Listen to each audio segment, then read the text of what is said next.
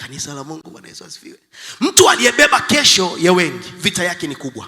Ndio maana hauwezi kuambatana na kila mtu.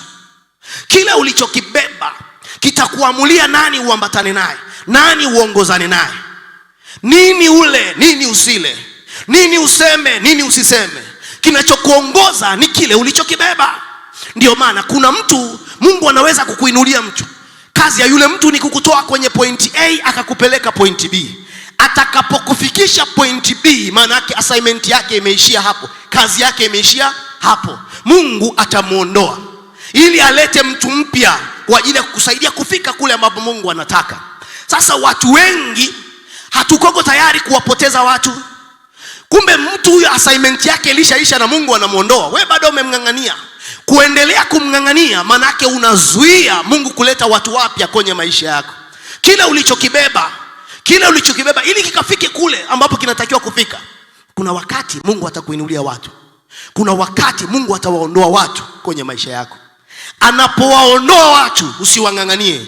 Waache waondoke ili Mungu alete watu wapya kwenye maisha. Kwa sababu ulichokibeba lazima hakiruhusu uambatane na kila mtu. Kanisa la Mungu, Bwana Yesu asifiwe. Haleluya, haleluya.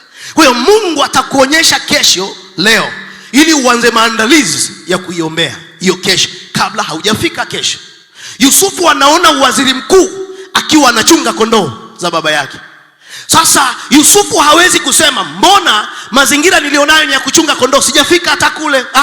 Mungu anataka uanze maandalizi ya kukiombea, kwa sababu waliobeba kesho ya wengi hawana muda wa kujiombea, hawana watu wa kuwaombea. Wana watu wengi wa kuwalaumu kuliko watu wengi wa kuwaombea. Na waliobeba kesho kwa ajili ya wengi, wanaotamani kukuona unaanguka ni wengi kuliko wanaotamani kukuona unainuka. Kila kukicha wako watu watakaoinuliwa na adui kwa ajili ya kutamka mambo mabaya tu juu yako. Mbaya zaidi ni sisi wenyewe kujitamkia mambo mabaya bila kujua kile ulichokibeba. Ukijua ulichokibeba ni kikubwa, vita yake ni kubwa. Kanisa la Mungu, Bwana Yesu asifiwe. Na kila mara usiombe tu Mungu niinue, Mungu niinue. Kweli Mungu atakuinua, sawa. Tunapenda kuinuliwa kibiashara, tunapenda kuinuliwa kwenye maeneo yetu ya kazi, tunapenda kuinuliwa kihuduma. Lakini unapoomba Mungu akuinue, omba na stamina pia ya kuomba, kwa sababu kiwango unainuliwa ndivyo na kiwango maadui wanaongezeka. Kiwango unapanda cheo pale ofisini ndivyo ambavyo huku chini maadui nao wanaongezeka. Kwa hiyo usipoomba stamina ya kupambana na hawa wanaoongezeka, tafsiri yake utaishia njiani, tafsiri yake utakwama. Na unapokwama wewe, haukwami wewe kama wewe. Kuna watu wengi uliowabeba, kuna kesho za wengi ulizowabeba. Wako watu nyuma yako ambao wanatamani kufika kwenye maono yao, wanatamani kufika kule ambapo Mungu anataka kufika.